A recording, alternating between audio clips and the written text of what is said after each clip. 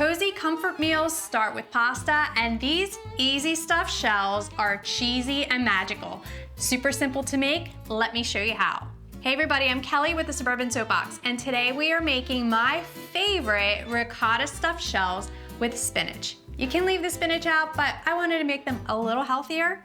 You know, you add spinach, it's super healthy. So to make your stuffed shells, you're going to need just a few ingredients, and most of them you probably already have in your kitchen now. You're going to need pasta shells. So I like the jumbo pasta shells because we're stuffing them. So you're going to need the large size. You're also going to need ricotta cheese, some spinach. I like to use fresh spinach for my pasta shells. You can use frozen spinach, but you're going to have to thaw it and wring it out real good so there's no water in there, because the water will leach into your pasta and it's not really gonna be that fantastic. Some pasta sauce, cheese. I have both Parmesan and mozzarella.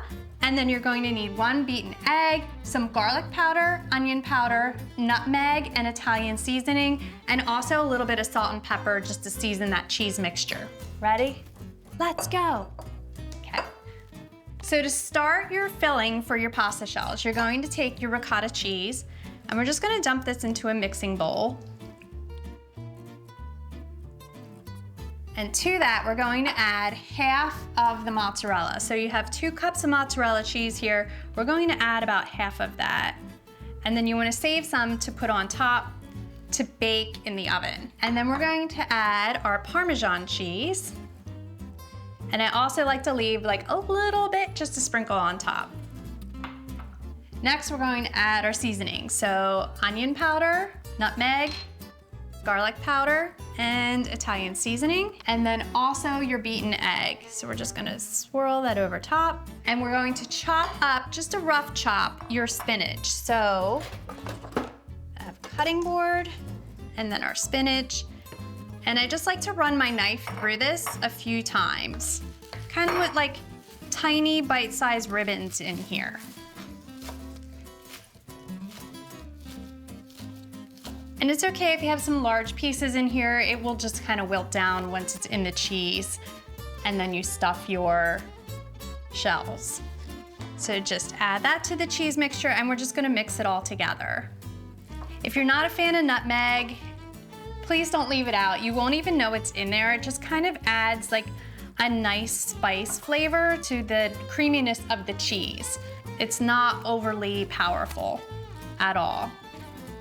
And just make sure that's well blended. And then we're gonna season it with salt and pepper, and we'll assemble our shells.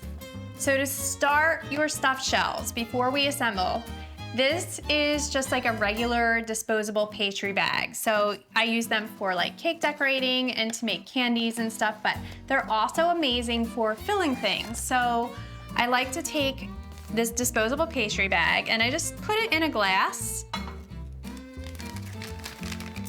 just so that it's stable. And you fold it down the top a little bit because you don't want to fill to the top with the cheese mixture. You want to be able to like close it off, and so that cheese doesn't squirt out.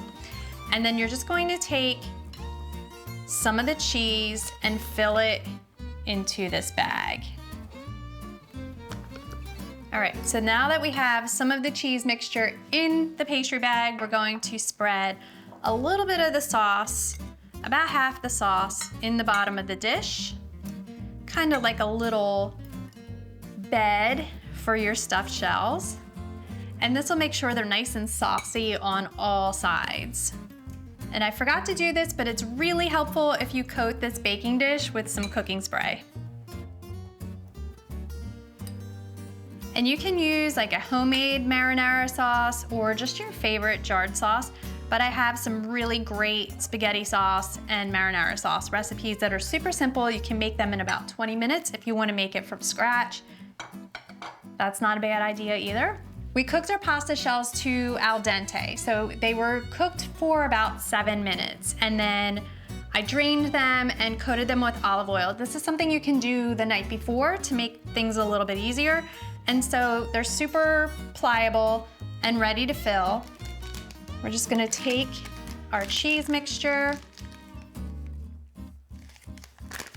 close the top of the bag, and then snip off the end. And then we're gonna fill our shells. So this takes a little time, but it's a labor of love and it will well be worth the effort.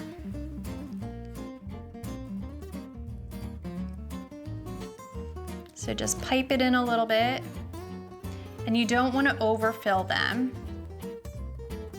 So just one thing I want to mention, make sure you have clean hands when you're doing this. So give your hands a little wash before you're handling all the food.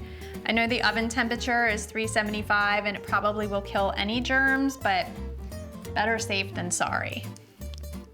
And I do discard some of the shells that are like torn, so this one has a little tear in it. You're gonna have plenty of shells to work with for this recipe if you cook the whole box.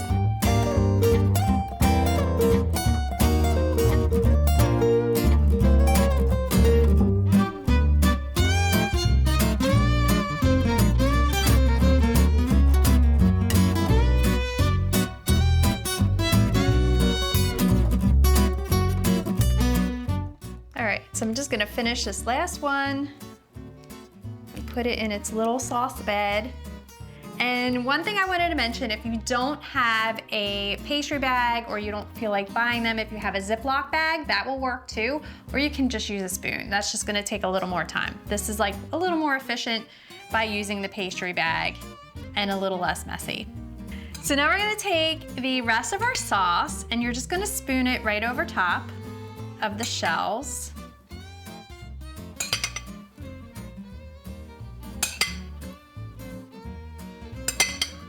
And you want to use all of the sauce. And you don't have to really worry about it spreading around because with the cheese and everything, it's just gonna bake and spread out itself. And it'll be bubbling and golden and gooey and amazing. All right. And now the rest of the cheese. This is definitely a recipe because it's like a comfort food that you don't want to skimp on the cheese. So I highly recommend not getting like a low fat or a vegan cheese for this. Just go all in, get real cheese. You're going to thank me later for that. We're gonna cover this with foil and I'm going to transfer it to a 375-degree oven for 35 minutes. Then once you hit the 35-minute mark, you're going to take the foil off and just bake it for another 10 minutes so that that cheese can get like golden and bubbling and amazing. So our stuffed shells are finished. I'm just going to sprinkle a little bit of parsley for freshness right on top. And some grated Parmesan cheese from a can for texture and more flavor. I like it because it adds a little bit more saltiness. But you can put freshly grated Parmesan cheese on there as well. And now I'm just gonna serve up some for myself. Oh my gosh, it's like so cheesy and incredible. Now I'm gonna take a little bite. The cheese is just so gooey and melty. It's really hot.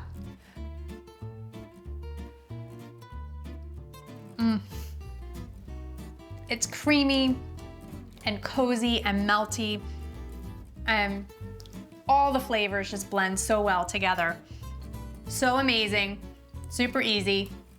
If you like this recipe, please be sure to give me a thumbs up and subscribe to my channel. For more easy recipes, visit thesuburbansoapbox.com. Thanks again.